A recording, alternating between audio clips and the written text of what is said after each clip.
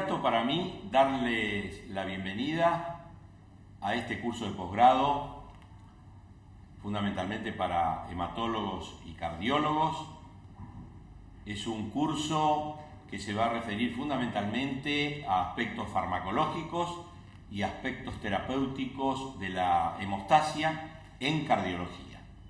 Es un curso que ha sido acreditado por la Sociedad Argentina de Cardiología y la Asociación Médica Argentina y que codirijo con el profesor Vázquez Blanco, que es el director de la División de Cardiología del Hospital de Clínicas, como así también es profesor titular de Medicina Interna de la Facultad de Medicina de la Universidad de Buenos Aires.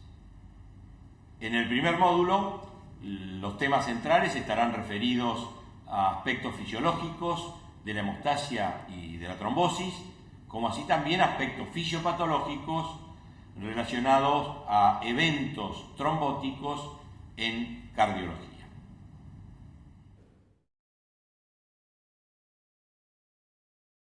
Bienvenidos al módulo 1.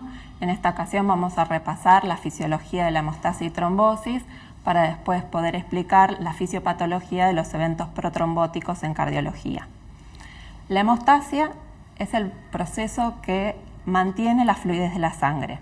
En condiciones fisiológicas previene la pérdida de sangre a través de los vasos intactos, detiene una hemorragia ante la presencia de una injuria vascular y evita la formación de trombos en el interior de los vasos. Este es un delicado sistema que involucra el equilibrio de los sistemas vascular, el sistema plaquetario y el sistema plasmático, que está constituido por los sistemas de la coagulación y el sistema fibrinolítico. Cualquier alteración en alguno de ellos va a llevar al desarrollo de fenómenos trombóticos o hemorrágicos. Una vez que se desencadena un proceso trombótico, se ponen en juego mecanismos que tienden a controlar la formación del trombo, que son los mecanismos fibrinolíticos y los inhibidores naturales de la coagulación. Cuando los procesos patológicos superan los mecanismos regulatorios y de control, se forman los trombos por un exceso en la generación de trombina. Cuando se produce una injuria endotelial, quedan expuestos las sustancias que se encuentran en el subendotelio, como el colágeno, el factor tisular, que van a estimular por un lado las plaquetas y por el otro lado van a gatillar la formación de trombina en lo que se llama la hemostasia secundaria. Una vez que se forma el trombo, estos mecanismos regulatorios, que son el sistema fibrinolítico y los inhibidores naturales de la coagulación, van a tender a modelar el proceso. Estos mecanismos ocurren simultáneamente en forma fisiológica, pero a modo didáctico los vamos a describir en forma separada para su mejor comprensión. Muy brevemente vamos a describir cuáles son los roles de cada uno de los integrantes de este sistema para explicar los mecanismos de la hemostasia y de la trombosis. En primer lugar, vamos a hablar del rol del endotelio. Durante muchos años se pensó que el rol del endotelio era solamente recubrir el interior de los vasos y tenía una función mecánica. Hoy se sabe que el endotelio es un órgano dinámico que participa activamente en la regulación del flujo, produciendo sustancias vasodilatadoras, vasoconstrictoras, procoagulantes, anticoagulantes, fibrinolíticas, antifibrinolíticas, oxidantes y antioxidantes, y que responde ante distintos estímulos a través de distintos receptores, liberando estas sustancias para adecuarse a las situaciones fisiopatológicas. Dentro de estas sustancias, una de las más importantes es el óxido nítrico. El óxido nítrico es un muy potente vasodilatador. Reduce la permeabilidad vascular, la síntesis de moléculas de adhesión leucocitaria, la agregación plaquetaria, la oxidación tisular, el crecimiento, proliferación y migración celular. Además, inhibe la expresión de citocinas proinflamatorias y favorece la fibrinolisis. En contrapartida, la angiotensina 2, que es un muy potente vasoconstrictor, tiene acciones contrarias al óxido nítrico. Una de las funciones más importantes del endotelio es regular el balance entre la liberación de óxido nítrico y angiotensina 2 para adecuar a las distintas situaciones fisiológicas. La angiotensina 2, además de ser un muy potente vasoconstrictor, Aumenta la síntesis de moléculas de adhesión leucocitaria, los factores de crecimiento, la proliferación celular y estimula la expresión de citocinas proinflamatorias. Hay distintos factores que se denominan factores de riesgo cardiovasculares, como ser la obesidad, la diabetes, el tabaquismo, la hiperhomocisteinemia, que producen daño oxidativo en la membrana, produciendo injuria endotelial. A esto se llama disfunción endotelial. Cuando el endotelio es disfuncional, no puede producir adecuadamente el óxido nítrico y se favorecen las acciones protrombóticas del endotelio. Las plaquetas son esenciales tanto para la hemostasia primaria y para la reparación del endotelio. Su función primaria es detener la hemorragia luego de una injuria vascular. Tienen además un rol fundamental en los procesos patológicos como los síndromes coronarios agudos, los eventos cerebrovasculares y los mecanismos de aterotrombosis como fuente de mediadores proinflamatorios. Ante una injuria endotelial se exponen las moléculas adhesivas del subendotelio, el colágeno, el factor de von Willebrand, la laminina, la fibronectina. Estas sustancias van a mediar la unión de las plaquetas con el subendotelio a través de receptores específicos de las plaquetas. Estos receptores son glicoproteínas, son algunas de las familias de las integrinas, glicoproteínas integrales de membrana, que tienen en general dos cadenas, una cola extracitoplasmática, un dominio transmembrana y un dominio citosólico. Estas glicoproteínas son muy importantes en la interacción con el subendotelio. Una de ellas es la glicoproteína 1B59, cuyo principal ligando es el factor de von Willebrand. Otras como la glicoproteína 6 y la glicoproteína 1A2A, que interactúan principalmente con el colágeno. La adhesividad es el primer paso para la formación del tapón plaquetario inicial. Luego de la adhesión inicial de las plaquetas a la matriz extracelular, se liberan mediadores que amplifican la respuesta plaquetaria inicial y reclutan más plaquetas a la circulación para formar el tapón hemostático inicial, que son el ADP, la trombina, la epinefrina y el tromboxano A2. La vía final común de todos estos mediadores es la activación de la glicoproteína 2B3A, que es el receptor más importante de adhesión y activación, y que también es una proteína integral de la membrana. La activación plaquetaria, gracias a la activación de la glicoproteína 2B3A, libera gránulos alfa y gránulos densos. Estos gránulos poseen sustancias que son proteínas, ADP, sustancias críticas para la trombosis. La activación de la integrina 2B3A es consecuencia de un cambio conformacional en la misma que aumenta la afinidad por sus ligandos, el fibrinógeno y el factor de von Willebrand. Esta activación permite la agregación plaquetaria, que es el proceso por el cual las plaquetas se unen unas a otras, formando el tapón hemostático inicial, y esto se realiza gracias a puentes interplaquetarios generados por el fibrinógeno y el factor de von Willebrand, al interactuar con la glicoproteína 2B3A. Mencionamos que el endotelio controla la reactividad plaquetaria a través de tres vías. Una es la vía del ácido araquidónico y la prostaxiclina. Sabemos que tienen funciones antiagregantes y proagregantes.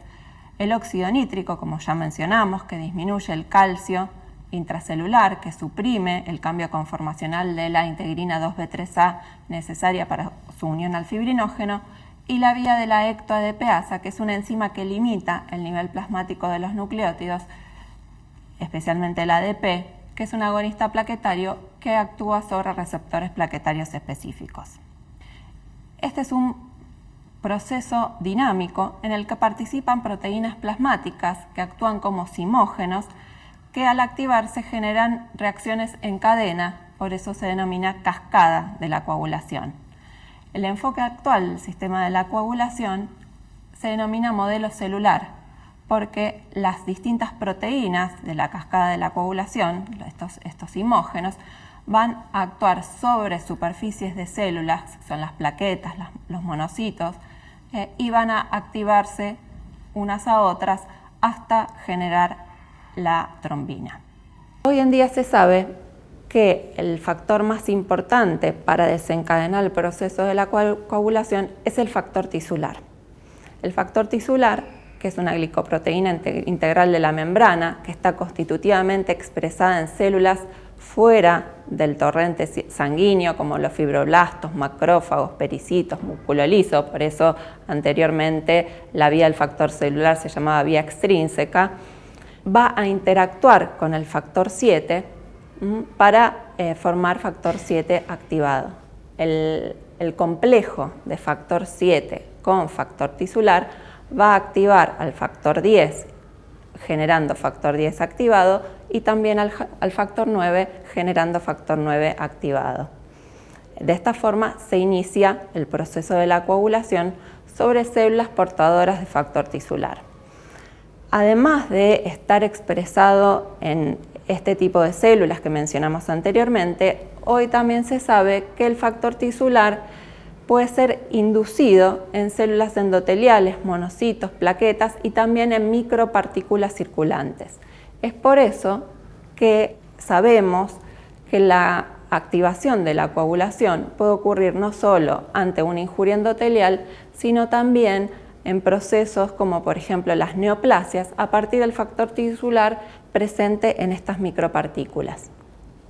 El factor 10 activado va a catalizar la transformación de protrombina en trombina, inicialmente en pequeñas cantidades.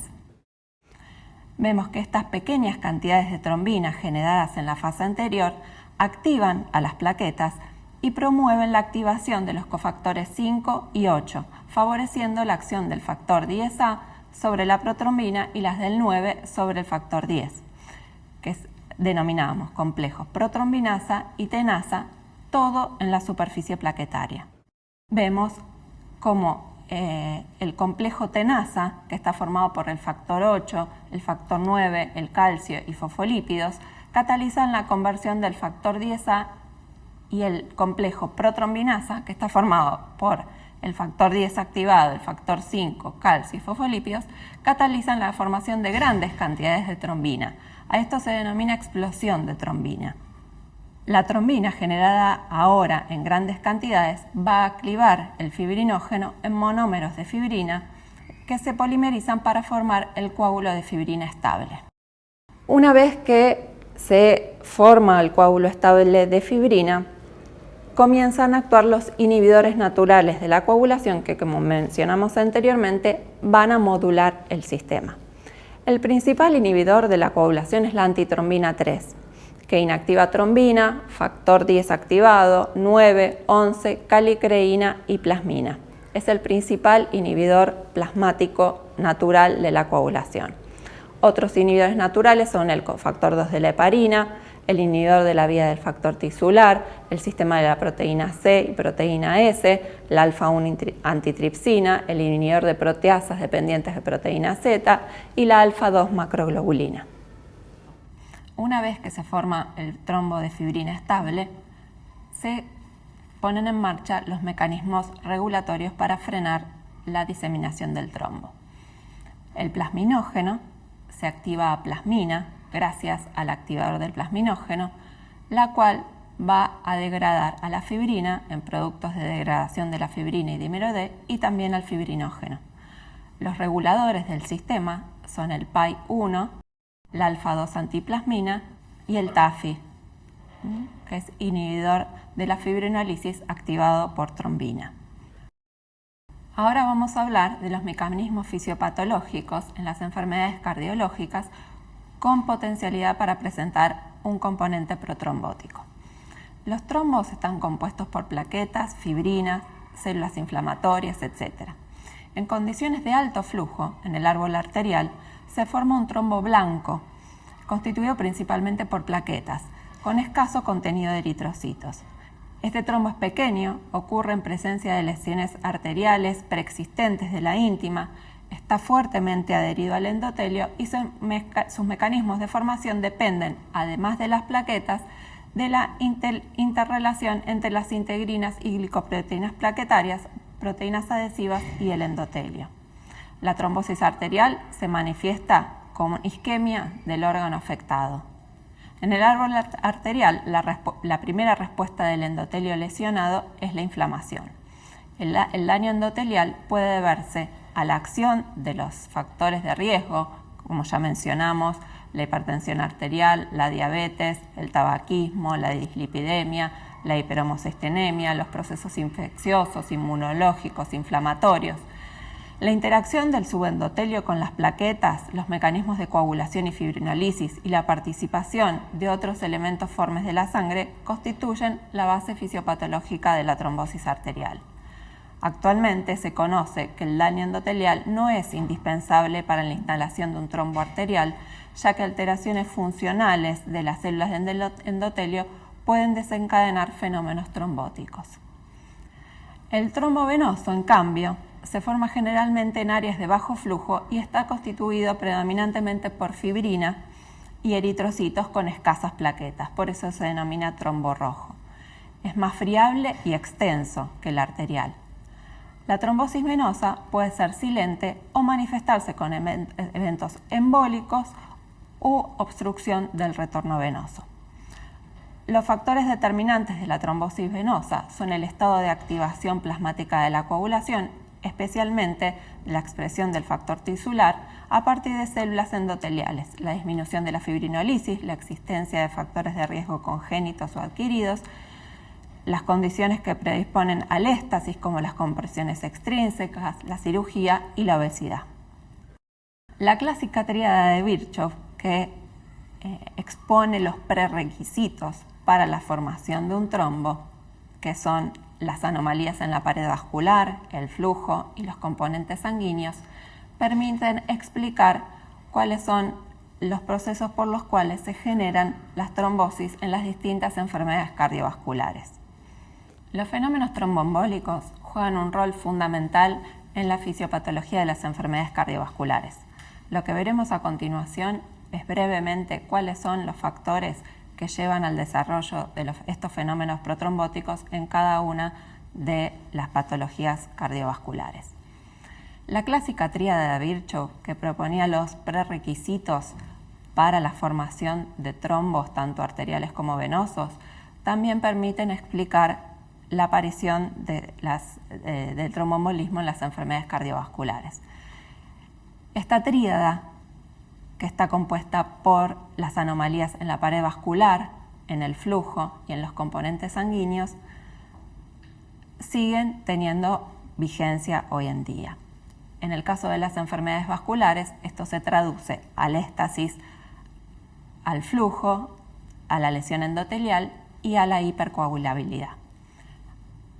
Hoy en día se sabe que no solo es el éstasis sanguíneo que provoca la predisposición al tromboembolismo en la fibrilación auricular, sino que tienen una gran importancia las alteraciones protrombóticas generadas por un estado de hipercoagulabilidad de la sangre. Es así que no solo la falla en la sístole auricular que provoca éstasis, sino también alteraciones a nivel del endotelio, o sea, alteraciones en la pared vascular, que se han visto que existen cambios en las dimensiones de la aurícula izquierda y la orejuela izquierda, que es donde se producen la mayor cantidad de trombos. Se describió edema y transformación del endocardio, además áreas de denudación con trombosis, hipertrofia del miocito, necrosis con infiltrado mononuclear. Muchos de estos cambios están relacionados al recambio de la matriz extracelular. Todos estos están involucrados en lo que se llama la lesión endotelial. Por otra parte, y mucho más importantes, son los trastornos de hipercoagulabilidad.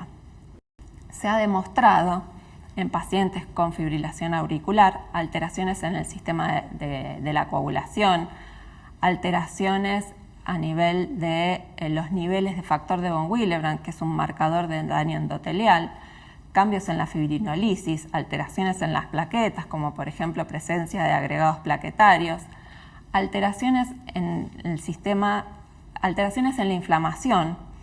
La inflamación hoy en día se sabe que es un componente esencial de los fenómenos trombóticos. En los pacientes con fibrilación auricular, por ejemplo, se describió aumento de la interleuquina 6, que es una sustancia que por un lado activa las plaquetas, activa los monocitos, estimula la síntesis de factor tisular y tendría un rol importante en la génesis del tromboembolismo. Además, hay aumento de la liberación de factores de crecimiento, hay también recambio en la matriz extracelular y ya mencionamos anteriormente el rol del equilibrio entre el óxido nítrico y la angiotensina 2, el rol del endotelio, y que en este caso también estaría alterado debido a las lesiones endoteliales, al éstasis, que disminuyen la síntesis de óxido nítrico y favorecen o aumentan la acción de la angiotensina 2, ya que se vio que en la aurícula de pacientes con fibrilación auricular hay aumento de la expresión de la angiotensina 2. Entonces, de esta manera vemos que son diferentes situaciones que predisponen a la formación de trombos y que no solo depende de la éstasis venosa. En el caso de la trombogénesis en la enfermedad coronaria, sabemos que los síndromes coronarios agudos se producen cuando la placa ateromatosa obstruye el flujo en las arterias coronarias. Pero no es la misma placa ateromatosa la que obstruye la circulación, sino la trombosis que se genera sobre una placa fisurada cuando se genera el accidente de placa. El accidente de placa, como sabemos, se forma en áreas donde la placa es más débil y se exponen las moléculas del subendotelio, como mencionamos anteriormente, que son moléculas adhesivas del subendotelio, como el factor de von Willebrand, el colágeno, el factor tisular, que van a activar las plaquetas y van a desencadenar la formación de trombina. Las plaquetas no solo tienen un rol fundamental en la generación de la trombosis, que va a ser la que va a generar los síndromes coronarios agudos, sino también tienen un rol muy importante en el crecimiento y el desarrollo de la placa de ateroma. Las plaquetas liberan sustancias que van a interactuar con el endotelio, activándolo, y van a interactuar también con monocitos y macrófagos y células inflamatorias, que van a ser las que van a favorecer el crecimiento y el desarrollo de la placa de ateroma, como por ejemplo sustancias como la P-selectina, el ligando de CD40, la interleuquina 1 beta, son sustancias liberadas por las plaquetas y que van a actuar sobre el endotelio y las células inflamatorias, favoreciendo el crecimiento y el desarrollo de la placa ateromatosa. En cuanto a los mecanismos de trombogénesis en insuficiencia cardíaca, también se pueden explicar a partir de la tríada de Virchow. La disfunción sistólica, la dilatación de cavidades, los trastornos de la contractilidad, los aneurismas ventriculares contribuyen al éstasis. Por otra parte, hay alteración en la liberación de óxido nítrico y disfunción endotelial, y sobre todo sabemos que existen trastornos de hipercoagulabilidad. En pacientes con insuficiencia cardíaca se han detectado la presencia de agregados plaquetarios, de aumento de beta-tromboglobulina. Los mecanismos neurohumorales, como son el sistema simpático y el sistema renina-angiotensina-aldosterona, se ha visto que las catecolaminas aumentan la liberación de factor de von Willebrand, generan agregación plaquetaria, aumentan la liberación de TNF, aumentan el fibrinógeno y el dímero D. Todos estos son características que explican o que demuestran los fenómenos de hipercoagulabilidad en pacientes con insuficiencia cardíaca. También podemos ver cómo la tríada de Virchow se aplica para explicar los mecanismos de trombogénesis en el tromboembolismo de pulmón. El tromboembolismo de pulmón es parte de la enfermedad tromboembólica, ya que sabemos que la mayor parte de los émbolos pulmonares vienen de trombos de las venas profundas de la pierna, y es por eso que se describe como enfermedad tromboembólica venosa, porque se sabe que es todo parte de un mismo proceso. En el caso de las trombosis venosas, el éstasis tiene un rol preponderante. Como conocemos bien, que la inmovilización prolongada produce éstasis por disminución de la actividad muscular, la compresión venosa en el caso de embarazo, de tumores, de tromboembolismo previo, la disminución del flujo en insuficiencia cardíaca, por ejemplo, todo produce éstasis venosa. La lesión endotelial en el caso de las trombosis venosas tiene un rol, pero no es tan importante. En cambio, sí tienen fundamental importancia factores hereditarios y adquiridos de trombofilia. Estos factores hereditarios son, por ejemplo, el déficit de antitrombina 3, que es una de las trombofilias que generan mayor riesgo de trombosis, si bien es un trastorno muy infrecuente, es uno de los que genera mayor riesgo, el déficit de proteína C, de proteína S, el factor 5 Leiden, que genera resistencia a la proteína C activada, la mutación de la protrombina 2210, la hiperhomocisteínemia.